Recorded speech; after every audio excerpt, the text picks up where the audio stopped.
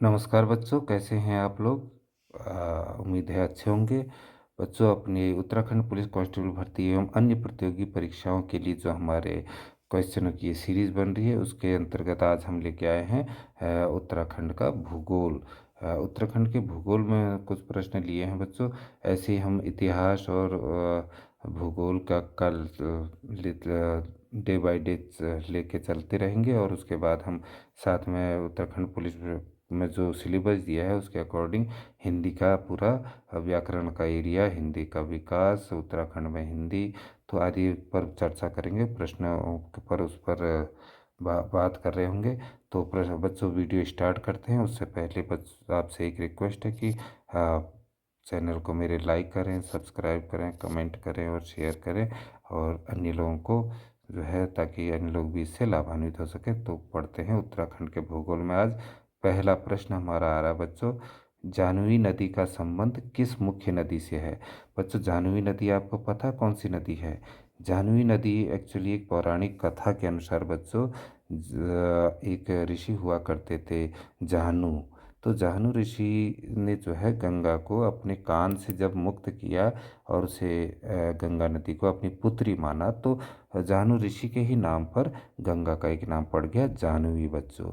अब जाह्नवी आपको पता लग गया है, तो उसका संबंध किससे है? अलकनंदा, भागीरथी, यमुना, रामगंगा। तो आपको एक संबंध और जानना पड़ेगा बच्चों, कि गंगा जो है, गंगा को धरती पर, गंगा का अवतरण कैसे हुआ, गंगा धरती पर कैसे आई? वो आई भगीरथ की तपस्या से। तो भगीरथ की ने जब तपस्या की, तब गंगा को उन्हें बुलाया था, और भगीरथ के नाम पर ही गंगा का नाम पड़ गया भगीरथी। तो जाह्नवी, भगीरथी और गंगा, ये तीनों एक ही नाम है बच्चों। तो यहाँ पर विकल्प हमारा आ जाएगा, क्या आ जाएगा बच्चों? भगीरथी। तो भागीरथी जो है इज द राइट आंसर। और अब चलते हैं यहाँ पर बच्चों, देखो मैंने इस चित्र में बनाया, यहाँ पर चित्र अपलोड कर रखा है। तो एक है क्या, देखो बच्चों, गंगा नाम तो पड़ता है देवप्रयाग से। इस जगह का नाम है देवप्रयाग बच्चों। भागीरथी का नाम गंगा का पड़ता है देवप्रयाग में। यहाँ से गंगा का नाम गंगा पड़ता है, ये है गंगा। तो उससे पहले ये दो नदियों का संगम है देवप्रयाग। ये आती है हमारी भगीरथी नदी बच्चों, भगीरथी नदी। और ये है अलकनंदा। कौन सी नदी है? अलकनंदा। आप देख रहे होगे कि जो है ये नदी शांत है, और ये बहुत ही जंपिंग कर रही है। तो इसको सास और बहू की नदी भी कहा जाता है। तो इसको हम सास कहते हैं, और ये नदी को कहते हैं बहू बच्चों। अलकनंदा को बहू कहा जाता है, और भागीरथी नदी को सास कहा जाता है। तो इनका दोनों का मिलन होता है देवप्रयाग पर, जहाँ से गंगा नदी बनती है बच्चों। ठीक है, आई होप आपको समझ में आ गया होगा बच्चों। और उसके बाद चलते हैं हम अपने अगले प्रश्न पर। तो हमारा अगला प्रश्न है बच्चों, उत्तराखंड का राज्य पुष्प क्या है? उत्तराखंड का राज्य पुष्प क्या है? तो उत्तराखंड का राज्य पुष्प आप लोग जानते तो हो बच्चों, कि जो है उत्तराखंड का राज्य पुष्प है। बड़ा ही सिंपल और बार बार पूछा जाने वाला सवाल है। तो ये अमूमन सभी को पता रहता है कि जो है हमारा उत्तराखंड का राज्य पुष्प ब्रह्म कमल है। आप देख सकते हैं, है यहाँ पर चित्र में भी ब्रह्म कमल का चित्र है। और है क्या बच्चों, इसका वैज्ञानिक नाम होता है ससुरिया ओवालाटा, और ये बहुत ही ऊंचे हिमालय क्षेत्रों में पाया जाता है बच्चों। ठीक है, तो उच्च हिमालय क्षेत्रों में पाया जाता है, लगभग 4,000 मीटर की ऊंचाई पर। और केवल भारत में ही नहीं, पाकिस्तान में, भूटान में, तिब्बत में, नेपाल में, और चीन, हमारे पड़ोसी जो देश हैं, वहाँ भी ये पाया जाता है, जो उत्तर की ओर है बच्चों। उत्तर और पूर्व की ओर जो हमारे नेबरहुड कंट्रीज़ हैं, तो वहाँ भी ये पाया जाता है। तो अब चलते हैं तीसरे विकल्प में हम। तीसरा प्रश्न है बच्चों, कि उत्तराखंड का राज्य वृक्ष क्या है? अभी हमने राज्य पुष्प की बात की थी बच्चों, अब आ रहे हैं हम उत्तराखंड के राज्य वृक्ष की। तो ये भी बार बार पूछा जाने वाला सवाल है बच्चों, और आपको आता भी है, लेकिन स्थान इसीलिए दिया गया है, कभी कभी छूट जाता है कोई, जिसे हम आसान समझते हैं, और वो बाद में कंफ्यूज हो जाते हैं कि जो है आखिर में था क्या, ब्रह्म कमल जो है या फिर बुरांस जो है। क्योंकि दोनों, बुरांश में भी फूल खिलते हैं बुरांश के पेड़ में, तो वहाँ पर कन्फ्यूजन उत्पन्न हो जाती है बच्चों, कि जो है क्या नाम कहते हैं,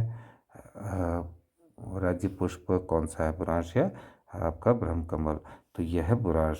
ठीक है बच्चों, सही उत्तर ऑप्शन है हाँ। तो जो है बच्चों, एक हमारा जो है उत्तराखंड का तो राज्य वृक्ष है बुरांश, और नागालैंड का जो है राज्य पुष्प है, क्या है बच्चों? राज्य पुष्प है बुरांश, क्या है? राज्य पुष्प है नागालैंड का। नागालैंड राज्य है ना, जिसकी राजधानी कोहिमा है, और हमारे देश का एक वो पूर्वी राज्य है नागालैंड, तो उसकी राजधानी कोहिमा है, वहाँ का राज्य वृक्ष है ये। और ये फूल जो है, जिन बच्चों ने ब्रज का फूल नहीं देखा है और पेड़ नहीं देखा है, वो देख ले, इस टाइप का होता है बच्चों। मैदानी क्षेत्र के कुछ हमारे छोटे भाइयों ने पौधे ये पेड़ नहीं देखे होंगे, तो जो है वो देख ले। और हम बात कर रहे हैं इसके पेड़ की बच्चों, इन फूलों पर नज़र मत डालो, फूल तो राज्य पुष्प नागालैंड का है, ये पेड़ जो है, ये पेड़ है हमारा राज्य वृक्ष बच्चों। ठीक है, तो इसके फूलों से बच्चों जो है ये औषधि का भी काम करते हैं। कुछ लोग इससे जैम, चटनी और क्या नाम कहते हैं, आपका वो बनाते हैं, खाद्य वस्तु बनाते हैं, अचार भी बनाते हैं, और जूस भी बनाते हैं। जूस इसका बहुत ही वो होता है बच्चों, लाभदायक। इसमें ये आयरन की कमी को दूर करता है, इसमें हीमोग्लोबिन की मात्रा को बढ़ाता है, और जो है भूख को भी जगाता है ये। तो इसमें कई अनेक औषधि गुण भी पाए जाते हैं बच्चों। अब आते हैं अपने अगले चौथे प्रश्न में। तो चौथा प्रश्न है बच्चों, उत्तराखंड के वृक्ष बुरांश में फूल कब लगते हैं? ठीक है, उत्तराखंड के वृक्ष बुरांश में फूल कब लगते हैं बच्चों? ये लगते हैं फरवरी से अप्रैल माह में। तो option A is the right answer. तो आप लोग इससे ध्यान रखिएगा कि फरवरी से अप्रैल के बीच में ये फूल खिलते हैं। पहाड़ के बच्चे जो हैं हमारे, उनको तो पता रहता ही है, लेकिन जो मैदानी क्षेत्र के जो हमारे साथी हैं, उनको ज़रा सा ये याद करना पड़ेगा कि बुरांश के फूल अब फरवरी से अप्रैल माह में लगते हैं। अगले प्रश्न में चलते हैं बच्चों। पांचवा प्रश्न है हमारा कि शिवालिक श्रेणियों की ऊंचाई कितनी है? बच्चों, शिवालिक श्रेणियों की ऊंचाई कितनी है पूछा गया है। शिवालिक है क्या बच्चों? शिवालिक एक्चुअली जो है हमारा हिमालय है, हिमालय पर्वत, उसकी सबसे निचली लेयर को हम कहते हैं, सबसे छोटे पर्वतों की परत को कहते हैं शिवालिक श्रेणियाँ। ठीक है, इसकी 4 परतें होती हैं बच्चों हिमालय की। तो ठीक, ये मैंने वो डाला भी है। देखिए यहाँ पर जो जो आपको दिख रहा है बच्चों, ये सारा पोर्शन जो भारत, इसके पीछे का पोर्शन, ये सारा क्या है, इसको कहा जाता है टेथीज हिमालय, क्योंकि टेथीज सागर से इसकी उत्पत्ति हुई थी बच्चों। हिमालय की उत्पत्ति कहाँ हुई है? टेथीज सागर से हुई है। और सबसे प्राचीन पर्वत भी है ये आपका कौन सा? बृहद हिमालय। बृहद हिमालय जो है सबसे प्राचीन या पुरानी श्रेणियां हैं। तो इनको हम ट्रांस हिमालय भी कहते हैं बच्चों, परा हिमालय भी कहते हैं। ठीक है, तो कई नामों से जाना जाता है, परा हिमालय, ट्रांस हिमालय, बृहद हिमालय, टेथीज हिमालय आदि। तो ये हमें भारत की तरफ से देखने पर दिखाई नहीं देता है। उसके बाद आता है हमारा बच्चों क्या नाम कहते हैं, महान हिमालय। क्या आता है? महान हिमालय आता है बच्चों। तो महान हिमालय में ही हमारे अधिकांश पर्वत हैं बच्चों। ठीक है, इनकी औसत ऊंचाई लगभग लगभग 6000 मीटर के करीब होती है। और उससे अधिक ही होती है, मतलब औसत अगर हम लगाएं तो जो है 6000 मीटर होती है। इसमें कई जैसे एवरेस्ट हो गया, अन्नपूर्णा, गौरी शंकर, मनसालू, धौलागिरी, कंचनजंगा, कई पर्वत हैं। मनसालू हो गया, और सागर माथा, जो एवरेस्ट नेपाल में कहते हैं सागर माथा एवरेस्ट को, तो जो है ये सारी पर्वत की चोटियाँ जो है सब कहाँ पाई जाती हैं बच्चों? महान हिमालय में।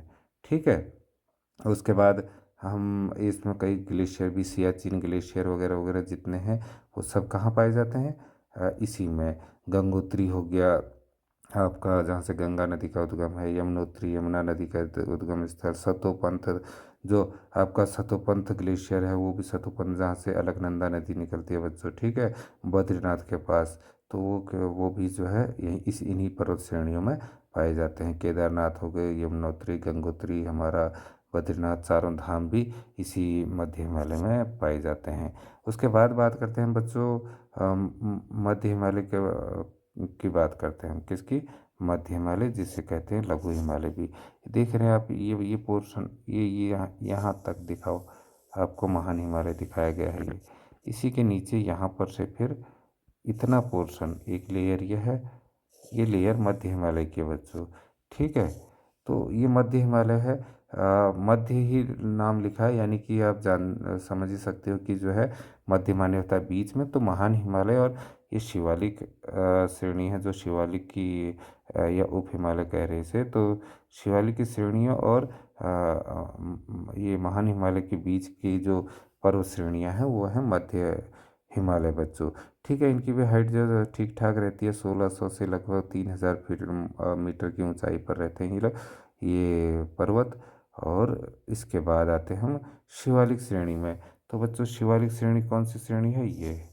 ये श्रेणी है, यहाँ से यहाँ तक शिवालिक श्रेणी। अब शिवालिक श्रेणी क्या है बच्चों? आपका शिवालिक श्रेणी में ही अधिकांश जो है पर्यटक स्थल जो है वो कहाँ है बच्चों? वो है शिवालिक श्रेणी में। जैसे रानीखेत है, अल्मोड़ा है, द्वाराहाट है, नैनीताल है, जितने टूरिस्ट प्लेस हैं और जहाँ लोग अधिकांश रहते हैं, ज़्यादा मतलब रहने की जगह लोग जहाँ पर रहते हैं, आवास भी करते हैं, सब कहाँ करते हैं? शिवालिक की श्रेणी में बच्चों। ठीक है, तो इनकी हाइट जो है बच्चों वो होती है 750 से 1300 मीटर, इसकी ऊंचाई होती है किसकी? शिवालिक श्रेणी की। तो हम आते हैं अब अपने विकल्प पर। तो विकल्प क्या है बच्चों हमारा? 750 से 1300 मीटर, ये इसकी हाइट होती है। तो option D is the right answer. मुझे लगता है कि आपको तीनों हिमालय की चारों पर्वतमालाओं के बारे में, पर्वत श्रेणियों के बारे में पता लग गया होगा। तो आगे चलते हैं बच्चों अगले प्रश्न पर। छठा प्रश्न है हमारा, यह है कि निम्नलिखित में से कौन सी नदी यमुना की सहायक नदी नहीं है? ठीक है बच्चों, यमुना की सहायक नदी नहीं है बोल रहा है। तो देखिए, टॉन्स बच्चों बात करते हैं टॉन्स की। तो टॉन्स नदी क्या है? टॉन्स नदी तो हमने पिछले वीडियोस में पढ़ा भी है कि जो है टॉन्स नदी के बारे में। ठीक, कि काल सी जो शिलालेख था वो यहीं यमुना और टॉन्स के किनारे पाया गया, संगम पर। तो टॉन्स नदी तो जो है ये यमुना की सबसे बड़ी सहायक नदी है बच्चों। तो ये तो हो नहीं सकती है। अब आते हैं हम किस पर? गिरि नदी की बात करते हैं। तो गिरि नदी बच्चों जो है, ये नदी का आपकी हिमाचल प्रदेश में बहती है। ये तो खैर उत्तराखंड में बहते हुए हिमाचल प्रदेश को छूते हुए निकलती है। और जो गिरि है, गिरि नदी, ये जो है हिमाचल प्रदेश में ही बहती है बच्चों। ठीक है, और ये भी यमुना नदी के साथ मिलती है। फिर तीसरी नदी है हमारी आसन नदी। कौन सी? आसन नदी बच्चों। तो आसन नदी जो है बच्चों, ये जो है देहरादून ज़िले में देहरादून ज़िले में दून घाटियाँ जो हैं उसके पश्चिमी भाग से ही निकलती है। और आखिरकार ये भी यमुना में मिल ही जाती है।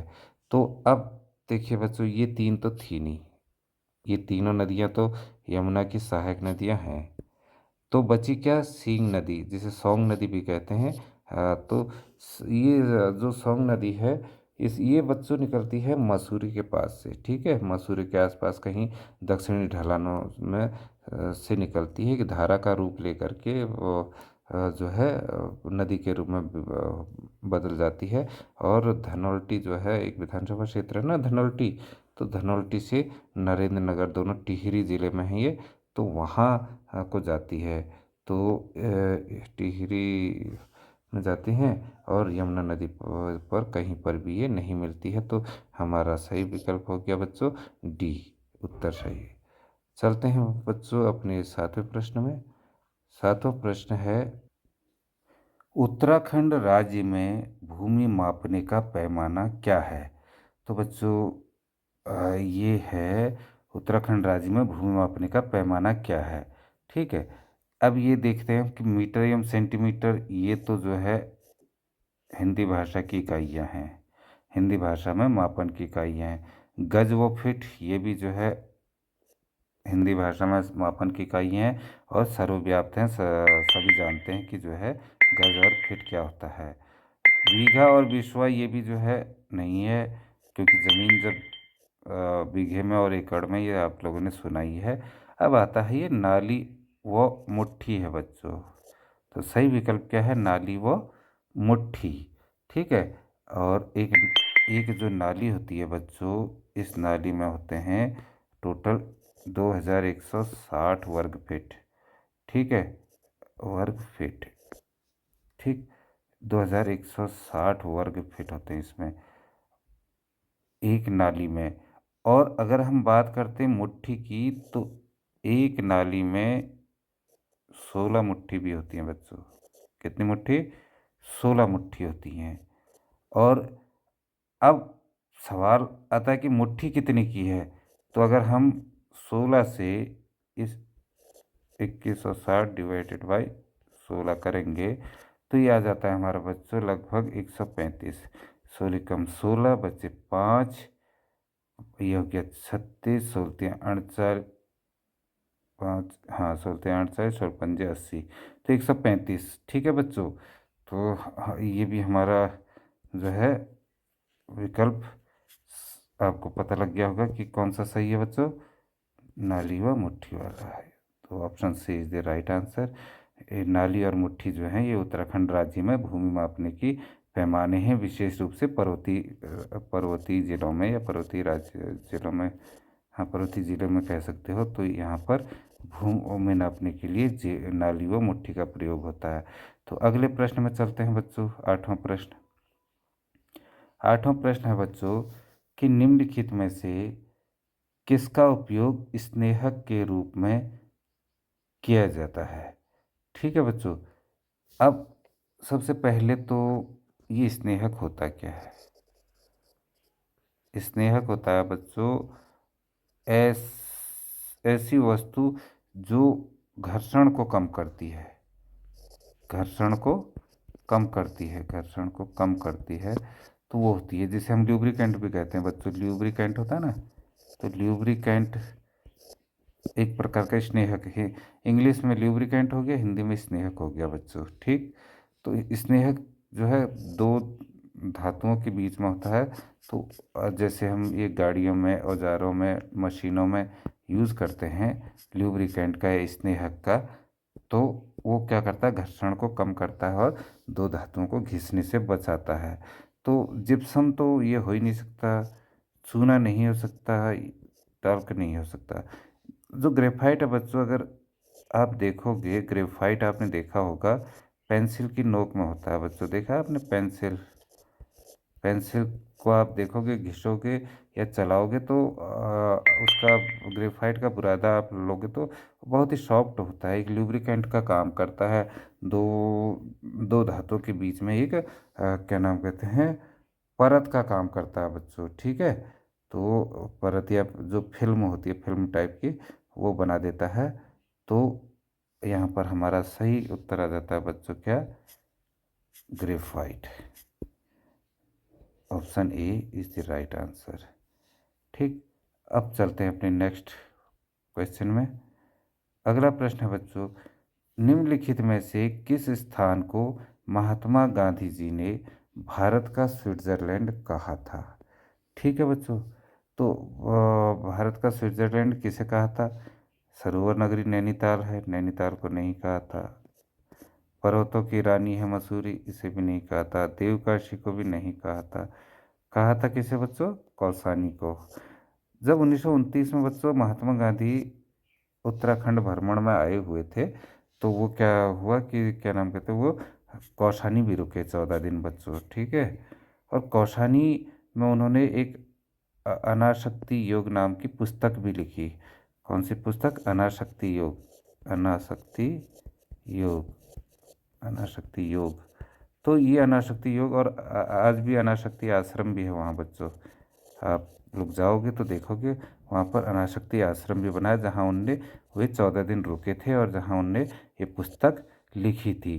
ठीक है, तो उस दौरान जो है उनने कौशानी की छटा को देखते हुए, यानी कि छटा मीन्स आपका सुंदरता को देखते हुए, उनने इसे क्या कह दिया था बच्चों, भारत का स्विट्जरलैंड कहा था। ठीक है, स्विट्जरलैंड एक बहुत अच्छी जगह है, इसीलिए उसकी तुलना जो है कौसानी से की थी उनने। तो हम चलते हैं अपने 10वें प्रश्न पे। 10वां और अंतिम प्रश्न है बच्चों, क्योंकि वीडियो लंबी हो जा रही है, अब हम देख रहे थे, तो इसलिए मैंने सोचा था कि 20-1 मिनट की वीडियो प्रतिदिन की चलाई जाए। तो अब अगले प्रश्न में चलते हैं बच्चों। वह श्रीयंत्र टापू उत्तराखंड में कहाँ पर स्थित है? बच्चों ये है, मैंने फोटो में ये दिखा रखा है, श्रीयंत्र टापू ये है। और ये बीच, ये जो है ये नदी है बच्चों, कौन सी है? ये अलकनंदा नदी है। अलकनंदा नदी के बीचों बीच में ये है श्रीयंत्र टापू। श्रीयंत्र टापू। अब ये श्रीयंत्र टापू यहाँ पर जो है, जब उत्तराखंड बन रहा था तो उत्तराखंड राज्य के लिए जो आंदोलन होते थे, तो ये उससे जुड़े महत्वपूर्ण घटनाएं यहाँ पर घटित हुई हैं बच्चों। और ये श्रीनगर जो है, पौड़ी गढ़वाल में है श्रीनगर, तो वहाँ पर स्थित है ये टापू। कौन सा? श्रीयंत्र टापू बच्चों।